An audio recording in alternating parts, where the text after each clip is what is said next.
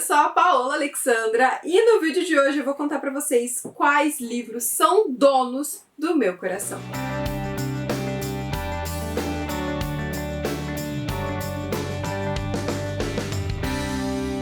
Seguinte, gente, tá batendo aquela bad pré-aniversário. Daqui a algumas semanas irei fazer 32 anos. E aí, o Submarino me convidou para repensar quais são os livros que têm um pedaço do meu coração, que são meu lover e que me mudaram, que mudaram a minha história de alguma forma. Então hoje eu vou contar para vocês alguns livros que me transformaram, que possuem pedaços do meu coração, sim senhor, e que de certa forma fizeram com que eu fosse a pessoa que eu sou hoje, que tá prestes a completar 32 aninhos. Mas antes de eu compartilhar com vocês qual é a minha lista, vale dizer que essa semana a gente tá comemorando o aniversário do Submarino. Uma festa super especial e que tá dando pra você, pra mim, pra todo mundo. E presentes em forma do quê? De até 50% de cashback. Isso mesmo, vários produtos maravilhosos no aniversário do Sub estão com até 50% de cashback. Fora os livros, nossos livros favoritos que estão com descontos maravilhosos. Quer comemorar o aniversário do Submarino enchendo a sua estante de livros novos? Então clica no link que tá aqui na descrição. Você vai pra minha página de embaixadora no site do Submarino, porque sim, sou muito chique, tem uma página de embaixadora lá. E você vai encontrar vários livros, vários descontos, vários cupons, várias oportunidades de comemorar esse aniversário tão especial do Submarino. É lover de livros? Então vem pro aniversário do Submarino e vem aproveitar.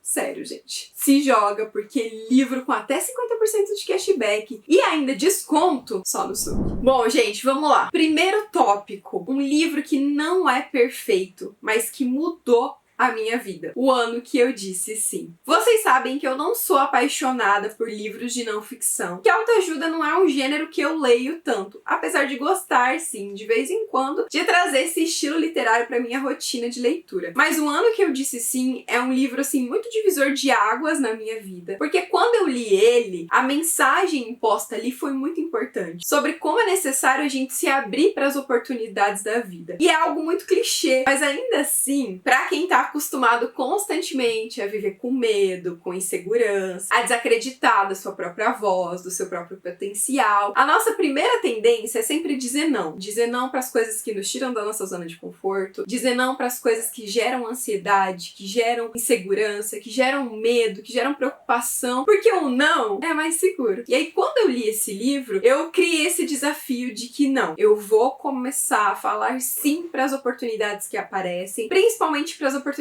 que eu acho que eu não sou merecedora ou que eu não sou capaz. As que mais me derem medo são as que eu mais vou falar sim. Porque é algo que a Shonda, que a gente sabe que é um fenômeno, escreve aqui sobre exatamente isso. Ela conversou com a irmã dela, criou esse desafio de que ela só diria sim para as coisas, e a partir do momento que ela começou a dizer sim para as oportunidades, muitas coisas se transformaram na vida dela. Eu falei, cara, vou tentar fazer isso. Gente, não deu um mês que eu li o livro, não deu um mês, eu recebi uma proposta para assinar meu primeiro contrato de publicação de um livro. Eu não tinha nada escrito. Eu morria de medo, estava extremamente preocupada, achava que ia ser assim, sério, que ia dar muito ruim. Mas eu falei, não tô no desafio do dizer sim? Vou dizer sim. E foi exatamente por causa disso que eu publiquei Volte para Mim. Então, esse livro é muito importante, ele girou uma chavinha na minha mente, e levando em conta que eu sou uma pessoa extremamente medrosa e que eu prefiro 1000 vezes estar na minha zona de conforto, esse é um desafio que eu sempre tento fazer na minha vida, sabe? De olhar para os desafios e falar, sim, eu consigo. Manda bola. Falando de escrita, um livro que me fez querer escrever minhas próprias histórias. Impossível não falar quando eu falo de livros que mudaram a minha vida, quando eu olho pra trás na minha trajetória como escritora de A Promessa da Rosa da Babi às 7. Vocês sabem que eu criei o Livros e Fuxicos em 2011, um blog literário para fazer resenhas de livros. Através do Livros e Fuxicos eu conheci muito autor maravilhoso e um deles foi a Babi às 7, uma autora de romance de época, que escreve romance contemporâneo também, que escreve com a alma, escreve com o coração. E a primeira vez que eu li A Promessa da Rosa, que eu li um livro livro da Babi,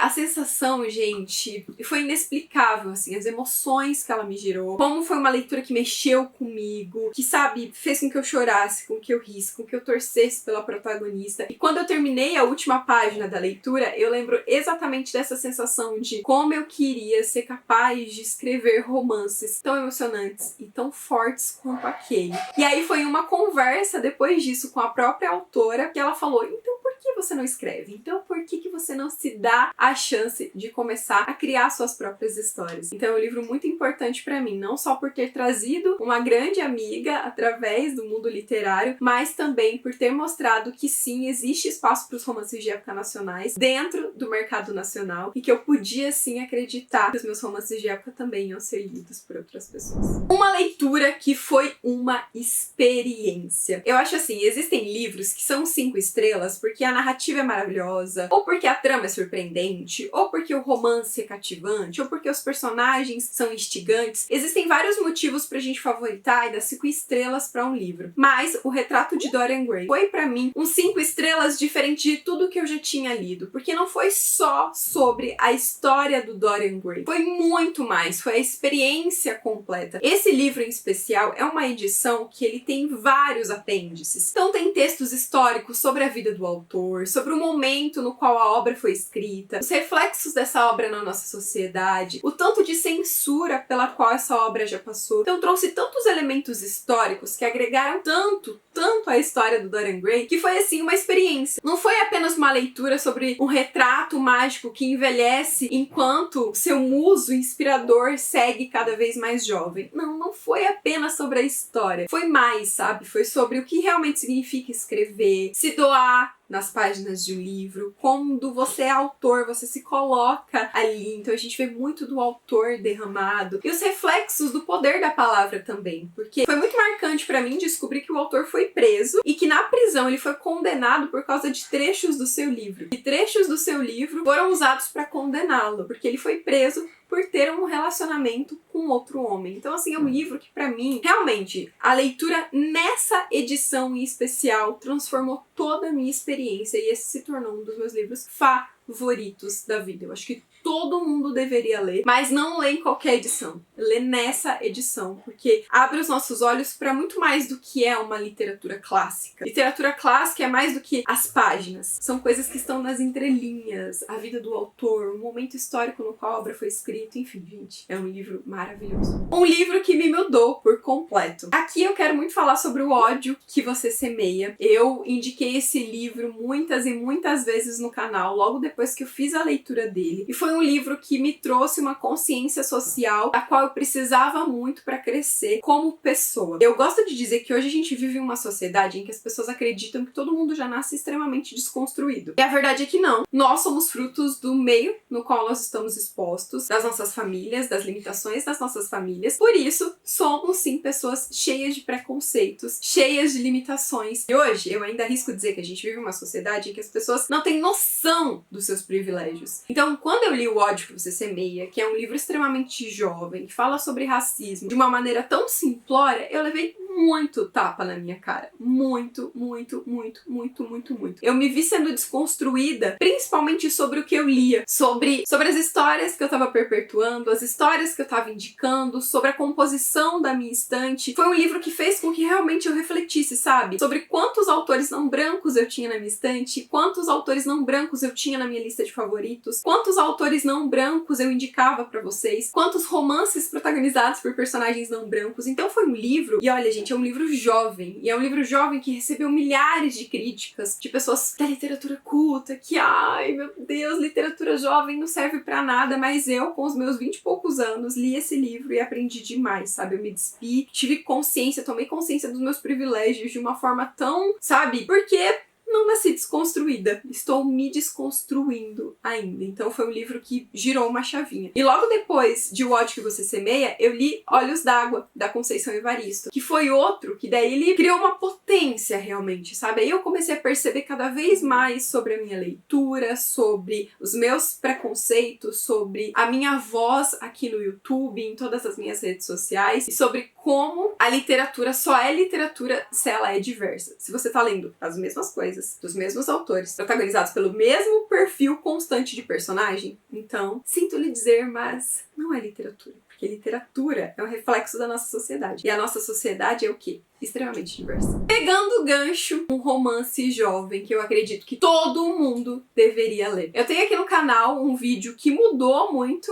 a minha história dentro do canal, que é uma lista com livros jovens que todo mundo deveria ler. Existiu uma época dentro dos produtores de conteúdo que muito preconceito se tinha com literatura jovem. Que literatura jovem não agregava, que literatura jovem era baixa literatura, que literatura jovem não fazia nada para fomentar pensamento crítico. E eu acho que teve uma época que literatura jovem estava muito em alta, trazendo temas pesados, temas tabus, temas complexos. Eu acredito muito no poder da literatura jovem, porque os nossos jovens são o futuro de amanhã, e a literatura tem poder de empatia. E quanto mais jovens empáticos nós tivermos, melhor nosso futuro será. E hoje eu acho que Heartstopper é um livro que todo mundo deveria ler. É um livro jovem, assim, que é de fácil acesso, que é divertido, que é romântico, que é fofo, é gostoso de ser lido, mas que tem uma narrativa muito bem construída para trazer reflexões sinceras e reais sobre o nosso hoje, sobre a nossa sociedade de hoje. Fala de preconceito, de distúrbios alimentares, de abandono parental. Acho que é muito legal porque a série, que tem 4 volumes já publicados aqui no Brasil, ela vai crescendo, ela foi evoluindo ao longo do tempo. Enquanto o primeiro volume foca muito no romance, os volumes seguintes eles vão trazendo cada vez mais pinceladas e camadas que geram crescimento, que geram reflexão, que geram aprendizado do leitor independente de qualquer idade. Eu acho que hoje é um livro jovem que eu queria que todo mundo lesse. Não só por causa das temáticas que são abordadas, mas porque é um livro capaz de gerar empatia. E a gente precisa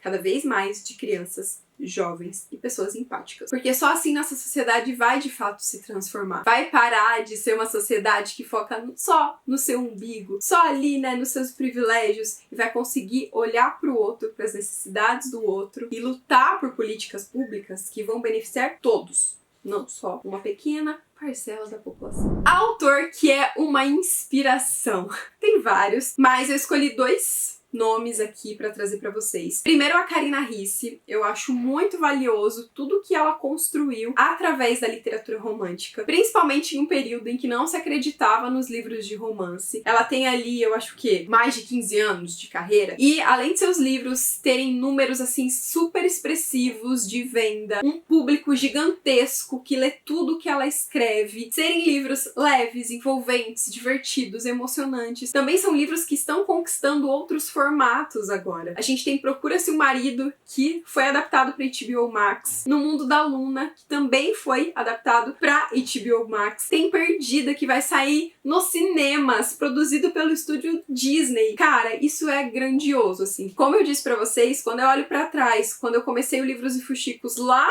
em 2011, eu nunca que imaginaria que um autor nacional conseguiria conquistar tanta coisa, e principalmente escrevendo romance. E claro que preciso falar do Pedro Ruas. O Pedro Ruas é um autor admirável, não só pelas histórias que ele escreve, pela comunidade que ele está construindo, por toda a representatividade que ele traz nas suas histórias, pelos diálogos importantes que ele levanta através da literatura, mas porque ele é uma pessoa que a gente não encontra com facilidade. Um autor que é tão aberto ao público, consciente, presente, atento aos seus leitores, que é carinhoso, sorridente e olha no olho das pessoas para autografar um livro, para abraçar. Eu participei de vários eventos com ele, um deles, por sinal, foi uma mesa do Submarino lá na última Bienal. E assim, gente, é uma pessoa admirável. De verdade, gente, é raro nós vermos pessoas que na internet têm legiões de fãs, mas que são exatamente iguais com seus fãs presentemente. E o Pedro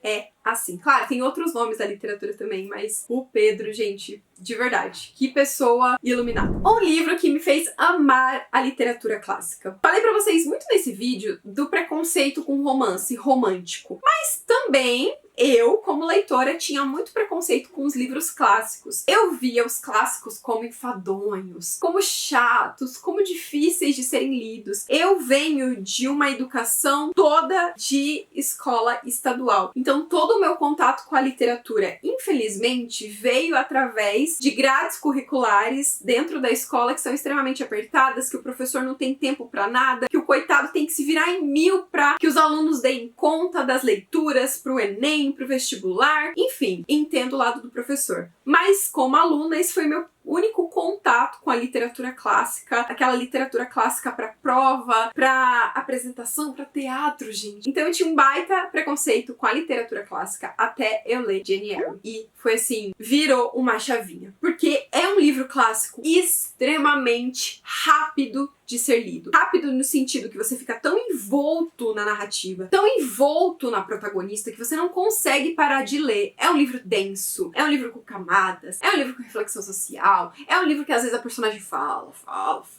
e parece que não tá caminhando pra lugar nenhum, mas ainda assim você não consegue parar de ler. Talvez por ser um clássico com uma conotação romântica muito alta, tenha tido esse efeito em mim como leitora, mas foi assim, foi o primeiro clássico que eu devorei. Até os livros da Jane Austen, quando eu li, principalmente Orgulho e Preconceito, eu levei mais tempo pra ler, mais tempo pra amar o livro. Jane Eyre não. Segundo capítulo eu já estava completamente apaixonada. Um livro autografado que é o quê? Muito, muito especial para mim. Tem alguns livros autografados assim que são meus queridinhos, mas eu acho que um dos mais importantes é O Visconde que Me Amava, assinado pela Julia Quinn. Esse livro não fui eu que consegui autógrafo, eu nunca tive a oportunidade de conhecer a Julia Quinn, mas esse livro foi muito importante, é muito importante, porque uma leitora que estava na fila, a primeira vez que a Julia Quinn veio pro Brasil, pegou autógrafo do meu livro favorito pra mim ali com a Julia Quinn. E me mandou. Ela ficou na fila, pegou o autógrafo, me mandou, porque ela sabia que eu tava de lua de mel a primeira vez que a Julia Quinn veio pra cá. E ela me mandou, então é um livro muito especial pra mim. Porque, né, gente, os romances de época são muito importantes na minha história. Hoje a Julia Quinn não é mais a minha autora de romance de época favorita, mas já foi por muitos e muitos tempos. Ficou certo esse plural? Não. Muitos e muitos tempos? Por muito tempo.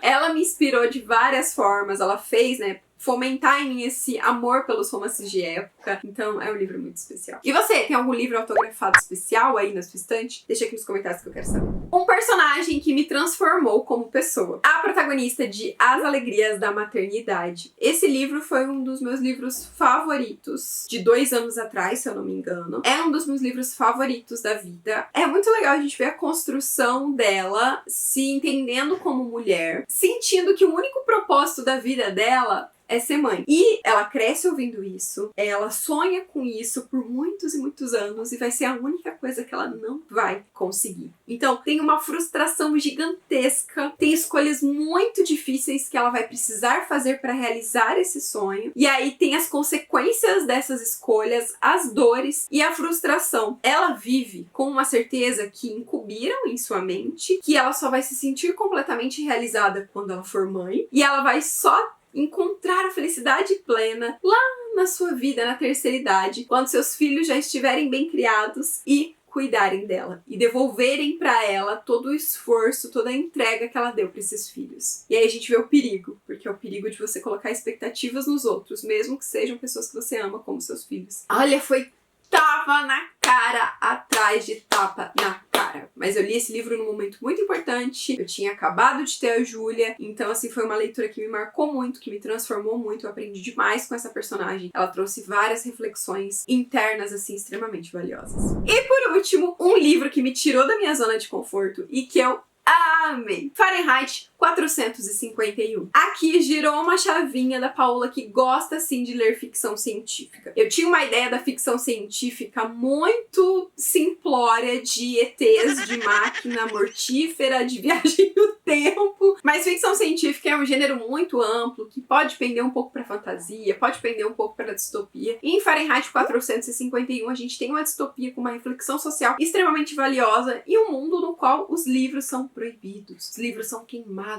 os livros condenam os seus proprietários. O nosso protagonista é um bombeiro e sabe o que ele tem que fazer? Queimar livros, porque livros fazem as pessoas pensarem. Livros são armas. As críticas sociais desse livro são ferrenhas. É aquela distopia com início, meio e fim, eletrizante, que você não consegue parar de ler, com o personagem se desconstruindo. Então assim, foi a primeira vez que eu li uma ficção científica sabendo que era uma ficção científica e fiquei completamente apaixonada. Sério, foi uma leitura assim que fez eu acordar pra vida e querer ler mais e mais desse gênero literário. E é isso, gente! Esses foram os livros que me transformaram. O que vocês acharam dessa lista? Comenta aqui pra mim um livro que te transformou, que transformou a sua vida, te transformou como leitor. Deixa aqui nos comentários que eu vou adorar saber. E aproveita pra participar do aniversário do Submarino com o pé direito. Se joga nos produtos com até 50% de cashback. E vem conferir também todas as ofertas que estão no link aqui na descrição desse vídeo. É isso, espero muito que vocês tenham gostado e a gente se encontra no próximo vídeo. Beijo, tchau! To talk to me is what I want the most in my life. They say you're out of my league, but I don't give a damn. No, deep down I know you want it. You wanna take a leap and jump in. You wanna fall in love. You